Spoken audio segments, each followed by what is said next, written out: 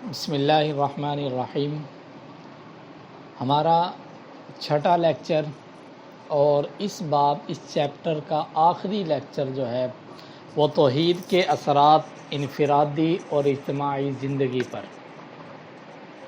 ہم شروع سے اب تک جو بات کرتے آ رہے ہیں وہ یہی بات کرتے آ رہے ہیں کہ توحید باری تعالیٰ کو بیان کیا، یعنی اللہ تعالیٰ کی وحدانیت، اللہ تعالیٰ کا ایک ہونا، اللہ تعالیٰ کا خالق مالک ہونا، اس چیز کو بیان کیا، پھر اس کے دلائل بھی بیان کیے۔ اس کے بعد پھر خدا تعالیٰ کا وجود، کہ خدا تعالیٰ ایک ہستی ہے اور وہ ہستی موجود ہے، اس چیز کو بھی بیان کیا، اور اس چیز کے اندر سائنس کے نقطہ نظر کو بھی بیان کیا، اور پھر سائنس کے نقطہ نظر کو چونکہ سائنس کا نقطہ نظر غلط تھا تو ہم نے سائنس کے نقطہ نظر کو رد بھی کیا، اور رد بھی ہم نے دلائل کے ساتھ کیا۔ قرآن پاک کی آیات بطور دلیل ہم نے پیش کی اور سائنس کے نقطہ نظر کو رد کیا۔ اب اس چیپٹر کا آخری لیکچر اور آخری لیسن جو ہے وہ ہے کہ توحید کے انفرادی اور اجتماعی زندگی پر کیا اثرات ہیں۔ ہم خدا تعالیٰ کو مانتے ہیں، ایک مانتے ہیں، اس کا ہماری زندگی پر کیا اثر ہے کہ ہاں چلے جی ہم خدا تعالیٰ کو ٹھیک ہے جی ایک مان لیا، خالق مان لیا، سب کچھ مان لیا، اس کا ہماری زندگی پر کیا اثر ہے۔ تو آج کے لیکچر کے اندر اس چیز کو بیان کیا جائے گا کہ توحید صرف ایک علمی حقیقت ہی نہیں بلکہ ایک نہایت اہم عملی حقیقت بھی ہے۔ انسانی زندگی خواہ انفرادی ہو یا اجتماعی ہو، توحید کے تصور کے ساتھ بالکل بدل جاتی ہے۔ ان اثرات میں سے چند ایک کی طرف ہم یہاں پر اشارہ کریں گے اپنے اس لیکچر کے اندر۔ سب سے پہلی چیز جو ہے وہ یہ کہ انسانی زندگی پر اس کا سب سے نمایاں اثر یہ ہوتا ہے کہ یہ عقیدہ یعنی عقیدہ توحید انسان کو آزادی کا وہ بلند مقام بخشتا ہے جس کا وہ اشرف المخلوقات ہونے کی حیثیت سے مستحق ہے۔ تمام کائنات انسان کے لیے ہوتی ہے، لیکن جب تک انسان توحید سے واقف نہیں ہوتا اس وقت تک اس کے گھٹیا پن کا یہ حال ہوتا ہے کہ وہ دنیا کی کم تر سے کم تر چیزوں سے بھی ڈرتا اور کانپتا رہتا ہے۔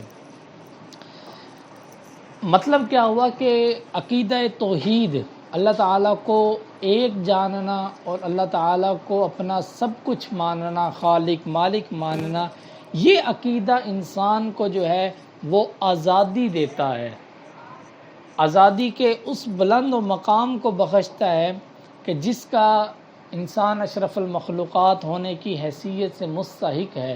انسان تمام مخلوقات میں کم و بیش 18,000 اللہ تعالیٰ نے مخلوقات پیدا کی ہیں، اس میں سب سے بڑا مقام، سب سے بڑی جو نسبت اور سب سے بلند جو مقام ہے وہ انسان کا ہے کہ انسان کو اشرف المخلوقات بنایا۔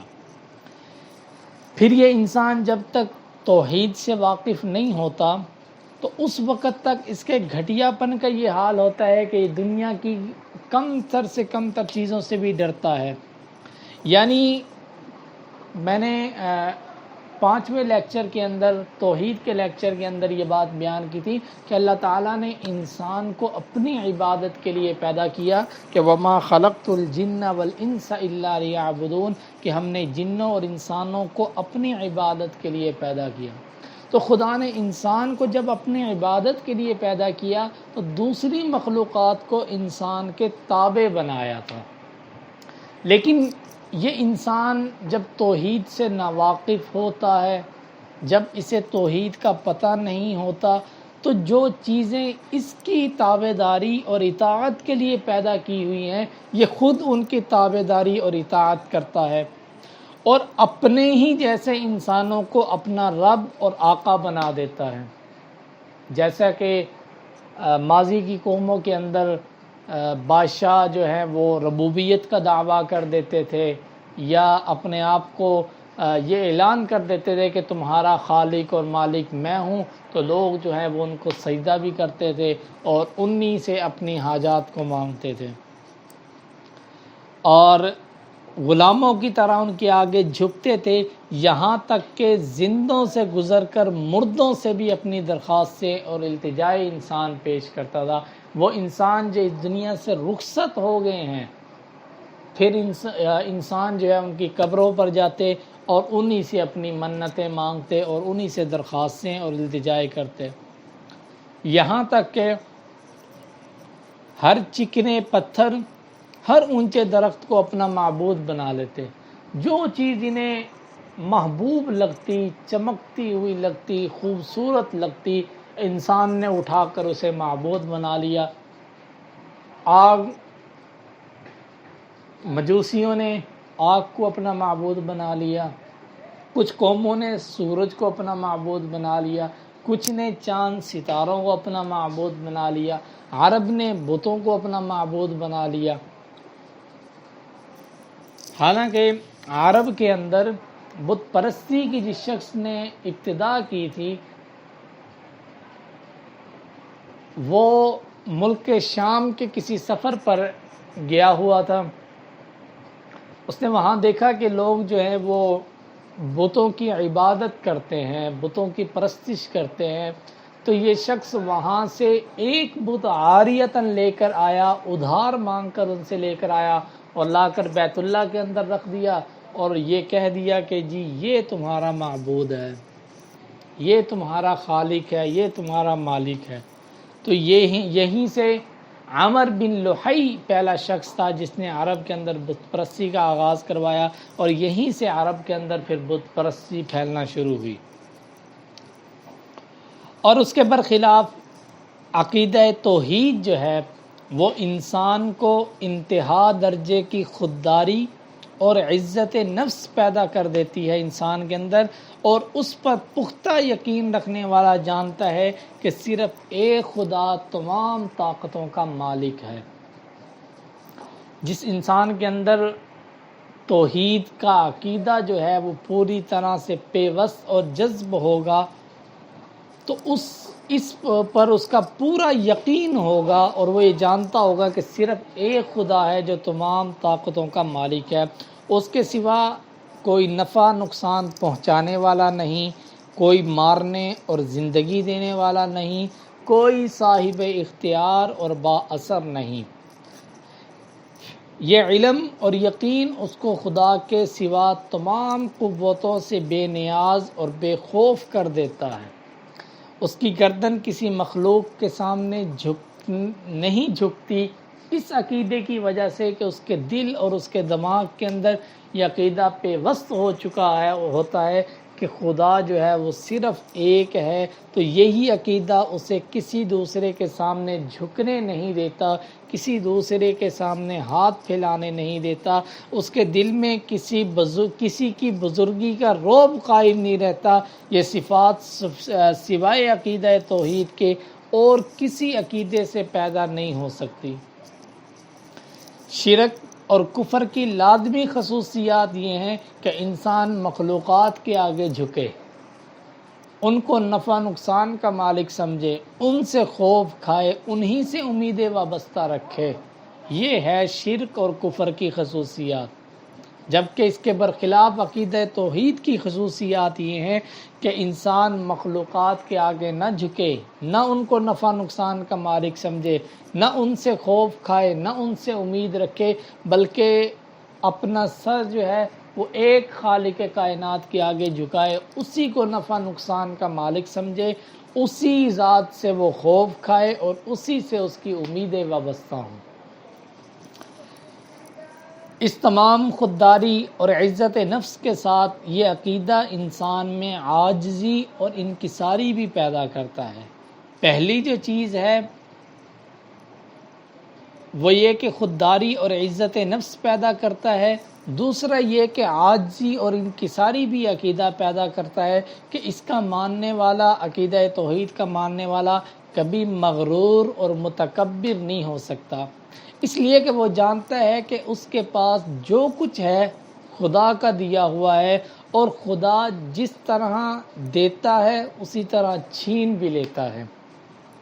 اس کے مقابلے میں کفر کا عقیدہ رکھنے والے کسی انسان کو کوئی دنیاوی بڑائی حاصل ہوتی ہے تو وہ متکبر ہو جاتا ہے، کیونکہ وہ اس بڑائی کو صرف اپنی قابلیت کا نتیجہ سمجھتا ہے، جبکہ مومن جو پکا مومن ہے، جو پکا مسلمان ہے، اسے جو مقام جو مرتبہ ملتا ہے وہ یہ سمجھتا ہے کہ یہ میری اپنی قابلیت نہیں ہے، بلکہ خدا کی طرف سے یہ انعام ہے، خدا کی طرف سے مجھے یہ عہدہ، یہ مقام، یہ عزت، یہ شرف ملا ہے، اور خدا چاہے تو یہ مجھ سے چھین بھی سکتا ہے۔ اسی لیے اللہ تعالیٰ نے ایمان والوں کی صفات کو قرآن پاک کے اندر بیان کیا ہے کہ ایمان والے جن کے دلوں کے اندر ایمان پیوست ہو چکا ہے، ان کی خصوصیت کیا ہے کہ وہ عباد الرحمن الذین یمشون علی الارض ہونا، اور خدا کے بندے وہ ہیں جو چلتے ہیں زمین پر ہوناً، عاجزی، انکساری کے ساتھ، یعنی متکبرانہ چال ان کی نہیں ہے۔ تو یہ عقیدہ توحید انسان کے اندر عاجزی اور انکساری بھی پیدا کرتا ہے۔ تیسری چیز، یہ عقیدہ توحید رکھنے والا کبھی تنگ نظر نہیں ہو سکتا۔ کیوں؟ کہ وہ ایسے خدا کو مانتا ہے جو زمین و آسمان کا خالق، مشرق و مغرب کا مالک اور تمام جہان کو پالنے والا ہے۔ اس ایمان کے بعد ساری کائنات کی کوئی چیز اسے غیر نظر نہیں آتی۔ وہ سب کو اپنی ذات کی طرح ایک ہی مالک کی ملکیت اور ایک بادشاہ کی رعایا سمجھتا ہے۔ اس کی ہمدردی، محبت اور خدمت کسی دائرے کی پابند نہیں رہتی۔ اس کی نظر ویسے ہی غیر محدود اور وسیع ہو جاتی ہے جیسے خود خدا تعالیٰ کی بادشاہی غیر محدود اور وسیع ہے۔ یہ بات کسی ایسے شخص کو حاصل نہیں ہو سکتی جو بہت سے چھوٹے چھوٹے خداؤں کو ماننے والا ہے، جس نے خود اپنے ہاتھوں سے بتوں کو تراشا ہے۔ وہ ایسے شخص کے اندر یہ چیزیں نہیں آ سکتی، یہ صرف اسی کے اندر آ سکتی ہے جو ایک خالق کائنات کا ماننے والا ہے۔ تو جب اس کا یہ عقیدہ ہوگا تو وہ کبھی تنگ نظر نہیں ہو سکتا۔ چوتھی چیز، عقیدہ توحید پر ایمان لانے والا یہ سمجھ لیتا ہے کہ نفس کی پاکیزگی نیک عمل کے سوا اس کے لیے نجات اور کامیابی کا کوئی ذریعہ نہیں۔ کیوں؟ اس لیے کہ وہ ایک ایسے خدا پر یقین رکھتا ہے جو بے نیاز ہے، کسی سے کوئی رشتہ نہیں رکھتا، بغیر طرفداری کے عدل کرنے والا ہے، کسی کو اس کی خدائی میں کوئی اختیار نہیں ہے۔ اب جس کا عقیدہ توحید پر ایمان ہوگا تو اب اس کے اندر یہ چیز ہوگی کہ وہ اپنے نفس کو پاک کرنا چاہتا ہے، اپنے نفس کی پاکیزگی چاہتا ہے، تو وہ صرف نیک اعمال ہیں جن کے ذریعے سے وہ اپنے نفس کو پاک کر سکتا ہے۔ سورۃ الشمس کے اندر 30واں پارہ اللہ رب العزت نے خود فرمایا کہ قد افلح من زکاہا، کامیاب ہو گیا وہ شخص جس نے اپنے نفس کا تزکیہ کر لیا، اپنے نفس کو پاک کر لیا اور پھر نیک اعمال کیے۔ کیوں؟ کہ اسے پتہ ہے کہ انہی نیک اعمال کے ذریعے جو ہے میں اجر و ثواب کا مستحق ہوں گا۔ اگر میں نیک اعمال نہیں کروں گا تو پھر میں اجر و ثواب کا مستحق نہیں ہوں گا، بلکہ میں سزا کا مستحق ہو جاؤں گا اور جزا کا مستحق ہو جاؤں گا۔ کیوں؟ اور ایک بات اس کے دل میں یہ بھی ہوتی ہے کہ میں ایک ایسے خدا پر یقین رکھتا ہوں جو بے نیاز ہے، جس کی کسی سے کوئی رشتہ داری نہیں ہے، تو ظاہر ہے اگر میں نیک اعمال نہیں کروں گا تو مجھے نہیں بخشے گا۔ کیوں؟ کہ اس کی مجھ سے کوئی تو رشتہ داری نہیں ہے، اور وہ کسی کی طرفداری کے بغیر عدل کرنے والا ہے۔ میں نیک اعمال جتنے کروں گا، جتنے میرے نیک اعمال ہوں گے، جیسے ہوں گے، انہی کے مطابق مجھے صلہ ملے گا۔ اگر میرے نیک اعمال بہت سارے ہوئے لیکن ان میں ریاکاری ہوئی، ان میں شرک ہوا، ان میں غلط رسومات ملاوٹ ہوئی، تو پھر وہ ساری کی ساری میری عبادت جو ہے وہ بیکار چلی جائے گی۔ جبکہ ایسے شخص کے مقابلے کے اندر کفار اور مشرکین ہمیشہ چھوٹی توقعات پر زندگی گزارتے ہیں۔ ان میں کوئی یہ سمجھتا ہے کہ خدا کا بیٹا ہمارے لیے گناہوں سے پاک ہونے کا ذریعہ بن گیا، جیسا کہ عیسائیوں کا یہ عقیدہ ہے کہ سیدنا عیسیٰ علیہ السلام پھانسی پر چڑھ گئے، ہمارے گناہ ہمارے تھے، ہمارے گناہوں کو بخشوانے کے لیے تو اللہ کے نبی جو ہیں وہ خدا کے بیٹے تھے، وہ ہمارے گناہوں کو بخشوانے کے لیے پھانسی پہ چڑھ گئے تو ہمارے گناہ پاک صاف ہو گئے، اب ہم جو مرضی کرتے پھریں۔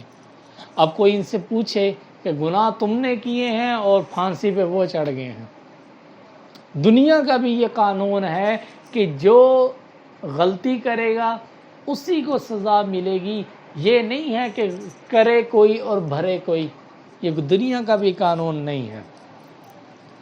اور کوئی ایسے لوگ بھی گزرے ہیں وہ خود کو خدا کا لاڈلا سمجھتے ہیں، وہ کہتے ہیں کہ جی ہم خدا کی لاڈلی مخلوق ہیں، ہم خدا کی لاڈلی جماعت ہیں، ہم انبیاء کی اولاد ہیں، تو ہم چاہے کوئی بھی کام کریں وہ غلط ہو وہ صحیح ہو، تب بھی ہمارا وہ غلط کام صحیح ہی ہوگا۔ خود اللہ رب العزت نے ایسے لوگوں کے بارے میں قرآن پاک میں ارشاد فرمایا، کیا آپ ان سے پوچھئے کہ کیا تم نے اللہ تعالیٰ سے کوئی عہد، کوئی وعدہ لے رکھا ہے ان چیزوں پر کہ تم جو کچھ مرضی کرتے رہو گے، تمہاری اس پہ کوئی پوچھ گچھ نہیں ہوگی۔ اور بعض لوگ ایسے ہیں کہ اپنے بزرگوں پر مغرور ہیں، تو کسی کو غلط فہمی ہے کہ ہم نظر و نیاز دے کر چھوٹ جائیں گے، ہم اللہ والوں کی قبروں پر جائیں گے اور ان کے نام پر جو ہے ہم چڑھاوے چڑھا دیں گے، تو ہم جو ہے ہمارے جو برے کام ہیں ان کی معافی تلافی ہو جائے گی۔ اس طرح کے اعتقادات انسان کو گمراہی میں پھنسائے رکھتے ہیں۔ یہ عقیدہ رکھنے والا کسی حال میں مایوس اور کم ہمتی کا شکار نہیں ہوتا، یعنی عقیدہ توحید رکھنے والا جو شخص ہے یہ کسی حال کے اندر مایوس نہیں ہوتا اور کم ہمتی کا شکار بھی نہیں ہوتا۔ خود اللہ رب العزت نے سورۃ الزمر کے اندر ارشاد فرمایا ہے، قُلْ يَا عِبَادِيَ الَّذِينَ أَسْرَفُوا عَلَىٰ أَنفُسِهِمْ لَا تَقْنَطُوا مِن رَحْمَةِ اللَّهِ، اے پیغمبر صلی اللہ علیہ وسلم فرما دیجئے میرے بندوں کو کہ میری رحمت سے نا امید مایوس نہ ہونا۔ تو عقیدہ توحید رکھنے والا شخص جو ہے وہ کسی حال کے اندر مایوس نہیں ہوتا۔ آپ نے اکثر یہ عبارت کہیں لکھی بھی پڑھی ہوگی کہ مایوسی کفر ہے، خدا سے نا امید ہو جانا یہ کفر ہے۔ کیوں کہ اگر خدا سے ہی نا امید ہوگے تو اور کون ہے جو تمہارا پرسان حال ہوگا، جو تمہاری اس مایوسی کو دور کرے گا۔ اس لیے خدا سے مایوس ہو جانا یہ کفر ہے۔ اور عقیدہ توحید رکھنے والا شخص ایسے خدا پر ایمان رکھتا ہے جو زمین و آسمان کے تمام خزانوں کا مالک ہے، جس کا فضل و کرم بے حد و حساب ہے، اس کی قوت بے تحاشا ہے۔ یہ ایمان اس کے دل کو غیر معمولی سکون بخشتا ہے اور انسان یہ سوچتا ہے کہ آج مجھ پر کوئی پریشانی آئی ہے، آج مجھے کوئی تکلیف، کوئی مصیبت، کوئی غم، کوئی رنج پہنچا ہے، تو میں ایک ذات اپنے رب سے مانگتا ہوں، اپنے رب سے گڑ گڑاتا ہوں، وہی میری اس بیماری اور اس تکلیف اور مصیبت کو دور کرنے والا ہے، تو یہ انسان مایوس نہیں ہوتا۔ عقیدہ توحید انسان کے اندر قناعت، تھوڑی چیز پر رضا رہنا اور بے نیازی کی شان بھی پیدا کر دیتی ہے۔ حرص، ہوس اور رشک و حسد کے گھٹیا جذبات اس کے دل سے نکال دیتی ہے کہ انسان جو ہے وہ قناعت پسند ہو جائے، کم چیز مل جائے اس پر بھی خدا کا شکر ادا کرتا ہے۔ یہ نہیں ہے کہ کم چیز ملنے پر خدا کی ناشکری کرنا شروع کر دے۔ تو عقیدہ توحید انسان کے اندر قناعت کو بھی پیدا کرتی ہے۔ کامیابی حاصل کرنے کے لیے ناجائز اور ذلیل طریقے اختیار کرنے کا خیال تک اس کے ذہن میں نہیں آتا۔ کیوں؟ یہ بات اس کے ذہن میں رہتی ہے کہ اگر میں کوئی ناجائز کام کروں گا، رشوت لوں گا یا کوئی اور غلط کام کر لوں گا، اس سے میرے پاس پیسہ تو آ جائے گا، مجھے مال و دولت تو مل جائے گی، لیکن یہ مال و دولت میرے کسی کام کا نہیں ہے، کیوں؟ کل اسی مال و دولت کے بارے میں پوچھ گچھ ہوگی اور اس وقت میرے پاس کوئی جواب نہیں ہوگا۔ اس لیے یہ انسان ایسے طریقوں کو چھوڑ کر اپنے حلال طریقے کے اوپر چلتا ہے، اور جو اس کی حلال کمائی ہے اسے جائز طریقے سے حاصل کرتا ہے، اگرچہ وہ کم ہی کیوں نہ ہو، اور پھر اس پر قناعت اختیار کرتا ہے اور خدا کا شکر ادا کرتا ہے۔ وہ سمجھتا ہے کہ رزق جو ہے وہ صرف ایک ذات کے ہاتھ میں ہے، جس کو چاہے زیادہ دے، جس کو چاہے کم دے۔ تو وہ اپنے کم مال پر، اپنی کم حلال کمائی پر بھی خدا کا شکر ادا کرتا ہے۔ عزت اور طاقت، شہرت اور حکومت، سب کچھ خدا کے اختیار میں ہے۔ اگر وہ دینا چاہے دنیا کی کوئی طاقت روک نہیں سکتی، اور نہ دینا چاہے تو دنیا کی کوئی طاقت دلوا نہیں سکتی۔ اسی مضمون کو اللہ رب العزت نے قرآن کے اندر بھی بیان کیا ہے کہ اگر وہ ذات کسی کو نفع پہنچانا چاہے تو کوئی اسے روک نہیں سکتا کہ اس ذات کو کہ وہ فلاں انسان کو نفع نہ پہنچائے، اور اگر وہ کسی کو نقصان پہنچانا چاہے تب بھی کوئی روکنے والا نہیں ہے۔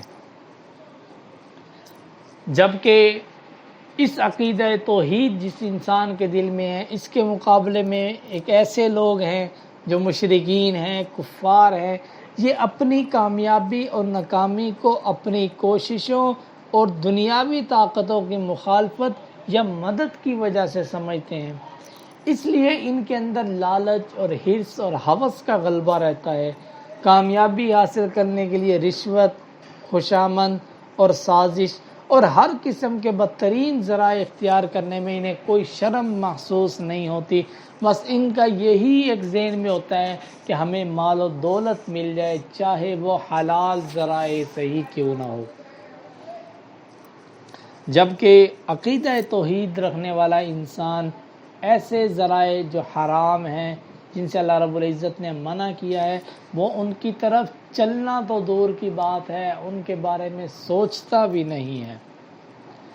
عقیدہ توحید رکھنے والے انسان کے اندر عزم اور حوصلہ، صبر اور توکل کی زبردست طاقت پیدا کر دیتے ہیں۔ یہ عقیدہ کہ صبر اور توکل کے یہ معنی نہیں ہے کہ مومن کوشش کو چھوڑ دیتا ہے، ہاتھ پاؤں توڑ کر بیٹھ جاتا ہے، بلکہ وہ جانتا ہے کہ اچھے مقاصد کے لیے مسلسل کوشش خدا تعالیٰ کی رضامندی کا بہترین ذریعہ ہے۔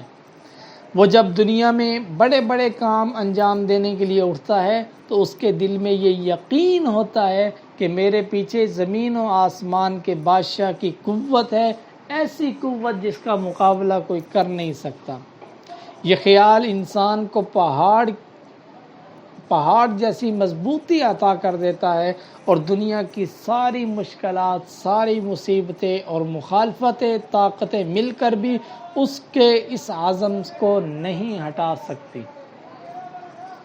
پھر یہ یقین انسان کو بہادر بنا دیتا ہے۔ انسان کو بزدل بنانے والی دو چیزیں ہیں، ایک تو جان اور مال ہے، دوسرا بچوں کی محبت ہے۔ خود اللہ تعالیٰ نے قرآن پاک کے اندر اس چیز کو ارشاد فرمایا ہے کہ انما اموالکم و اولادکم فتنہ، تمہارے لیے تمہارا مال اور تمہاری اولاد فتنہ ہے، کہ یہ مال اور اولاد جو ہے وہ انسان کو بزدل بنا دیتے ہیں۔ تو عقیدہ توحید رکھنے والا شخص ہے ان چیزوں کو بھی دل سے نکال دیتا ہے۔ پہلی چیز تو اس لیے نکل جاتی ہے کہ اس کا ماننے والا اپنی جان و مال اور ہر چیز کا مالک خدا ہی کو سمجھتا ہے۔ وہ یہ سمجھتا ہے کہ میرے پاس جتنا مال ہے، جو مال ہے، وہ ہر چیز کا جو مالک ہے وہ خدا تعالی ہے، اس کی خوشنودی کے لیے سب کچھ قربان کرنے کو تیار ہو جاتا ہے۔ اور دوسری چیز بچوں کی محبت، وہ اس وجہ سے باقی نہیں رہتی کہ توحید کا عقیدہ رکھنے والے کے نزدیک جان لینے کی قیمت کسی انسان یا حیوان یا تلوار میں نہیں، بلکہ اس کا اختیار بھی صرف اور صرف خدا کے پاس ہے۔ اس نے موت کا جو وقت مقرر کیا ہے اس سے پہلے میری موت نہیں آ سکتی۔ ان اجل اللہ اذا جاء لا یؤخر، موت اپنے وقت مقررہ پر آئے گی، اور جب وہ اپنے وقت مقررہ پر آ جاتی ہے تو پھر وہ اپنے وقت سے جو ہے وہ تاخیر کا شکار نہیں ہوتی۔ آخری چیز، توحید کا عقیدہ رکھنے والا انسان خدا کے قانون کا پابند ہوتا ہے، اور عقیدہ توحید انسان کو خدا کے قانون کا پابند بنا دیتا ہے۔ اس عقیدے کا ماننے والا جانتا ہے کہ خدا ہر چھپی اور کھلی چیز سے باخبر ہے، ہماری شہ رگ سے بھی زیادہ قریب ہے۔ اگر ہم رات کے اندھیرے میں تنہائی کے گوشے کے اندر بھی کوئی گناہ کریں تو خدا کو اس کا علم ہے۔ اگر ہمارے بادلوں کی گہرائیوں میں بھی کوئی برا ارادہ پیدا ہو، اگر ہمارے دلوں کی گہرائی میں بھی کوئی برا ارادہ پیدا ہو تو خدا تک اس کی خبر پہنچ جاتی ہے۔ ہم سب سے چھپا سکتے ہیں مگر خدا سے چھپا نہیں سکتے، ہم سب سے بھاگ سکتے ہیں مگر خدا سے فرار ممکن نہیں، سب کی پکڑ سے بچ سکتے ہیں مگر خدا کی پکڑ سے نہیں بچ سکتے، نہیں نکل سکتے۔ یہ یقین جتنا مضبوط ہوگا اتنا ہی زیادہ انسان اپنے خدا کے احکامات ماننے والا ہوگا۔ جس چیز کو خدا نے حرام قرار دیا اس کے پاس تو جانا دور کی بات، اس کے قریب پھٹکے گا بھی نہیں۔ جس چیز کا اس نے حکم دیا ہے اس کو تنہائی اور تاریکی میں بھی پورا کرے گا۔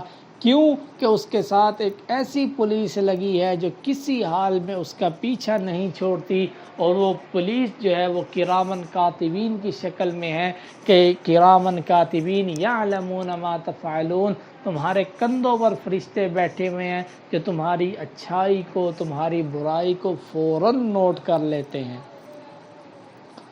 اور یہی یقین سخت گرمی کا موسم ہوتا ہے، اور انسان سخت گرمی کے موسم کے اندر رمضان المبارک آ جاتا ہے۔ اب یہ نہیں ہے کہ مومن جو ہے وہ گرمی دیکھ کر کہے کہ گرمی بہت زیادہ ہے تو روزوں کو میں چھوڑ دوں اور پھر میں سردیوں میں روزے رکھ لوں گا، نہیں، بلکہ جس شخص کے اندر عقیدہ توحید، جس کے شخص کے دل کے اندر ایمان پیوستہ ہوگا، وہ ایمان اس کو اس بات پر ابھارے گا کہ نہیں، یہ کچھ چند گھنٹے ہیں جو تو روزے کے اندر گزارے گا، لیکن سوچ کہ جو جب تجھے اس کا اجر و ثواب ملے گا اس وقت تیری کیا کیفیت ہوگی۔ یہی وجہ ہے کہ مسلم ہونے کے لیے سب سے پہلی اور سب سے ضروری جو شرط ہے وہ کلمہ توحید ہے، لا الہ الا اللہ پر ایمان لانا ہے۔ مسلم کے معنی خدا کے فرما بردار بندے کے ہیں۔ خدا کا فرما بردار ہونا اس وقت تک ممکن نہیں جب تک انسان اس بات پر یقین نہ لائے کہ خدا تعالیٰ کے سوا کوئی الہ نہیں ہے۔ یہاں تک جس چیز کو بیان کیا گیا وہ عقیدہ توحید کے انفرادی زندگی پر اثرات کو بیان کیا گیا۔ اب تھوڑا سا عقیدہ توحید اجتماعی زندگی کے اوپر کیا اثر انداز ہوتا ہے، بالکل مختصر آپ حضرات کے سامنے بتا دیتا ہوں۔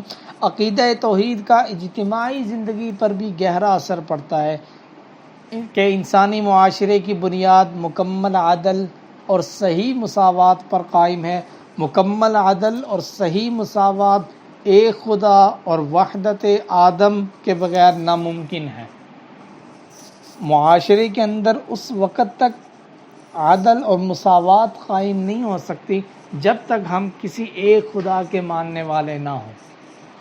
اگر ہم مختلف خداؤں کے ماننے والے ہوں گے تو معاشرے کے اندر عدل اور مساوات قائم نہیں رہ سکتی۔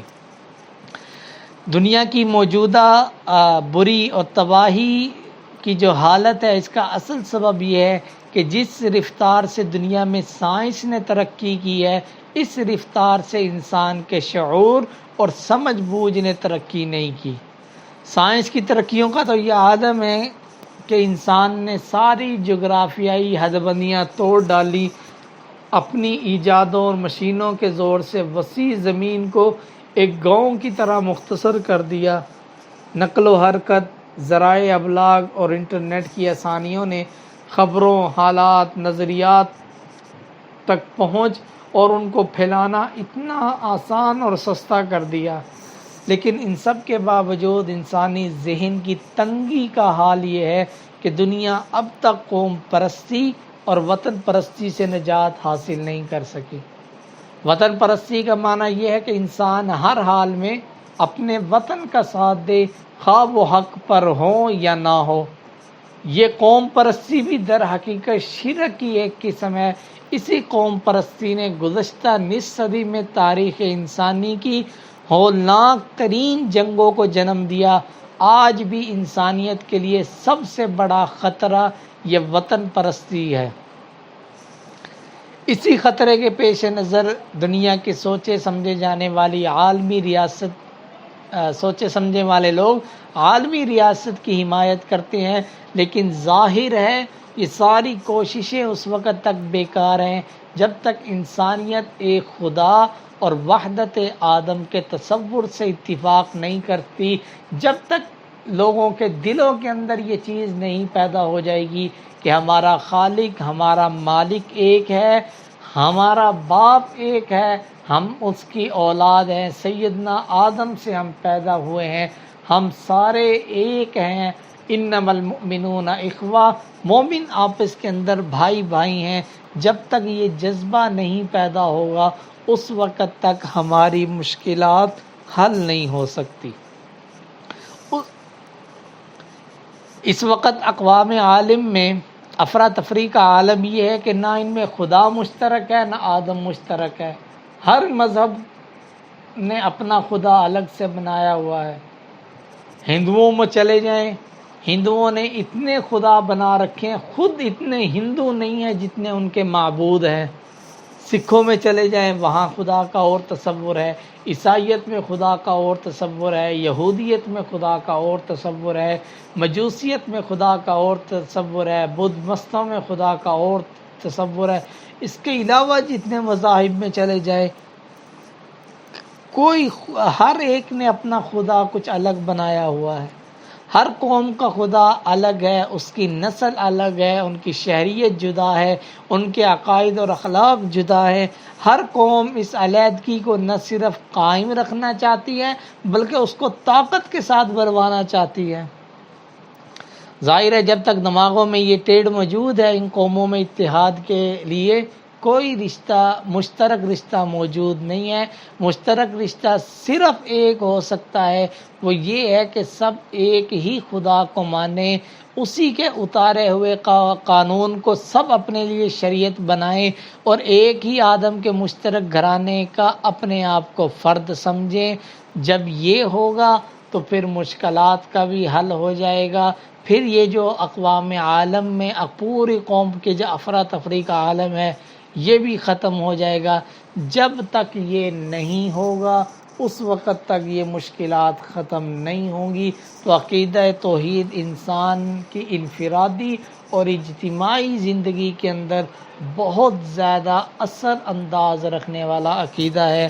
اللہ تعالی ہمیں عقیدہ توحید پر مکمل عمل کرنے کی توفیق عطا فرمائے اور ہم عقیدہ توحید پر خود بھی عمل کرتے ہوں اور ہم دوسروں کو بھی دعوت دینے والے بنیں، اور جو دوسرے مذاہب کے لوگ ہیں جو ان کے ہاں خدا کا تصور اسلام کے مخالف ہے، ہم انہیں دعوت دینے والے بنیں اور انہیں بتلائیں کہ جن نظریات پر تم قائم ہو یہ نظریات تمہارے بالکل غلط ہیں، اسلام کے دامن میں آ جاؤ، یہی سیدھا راستہ ہے۔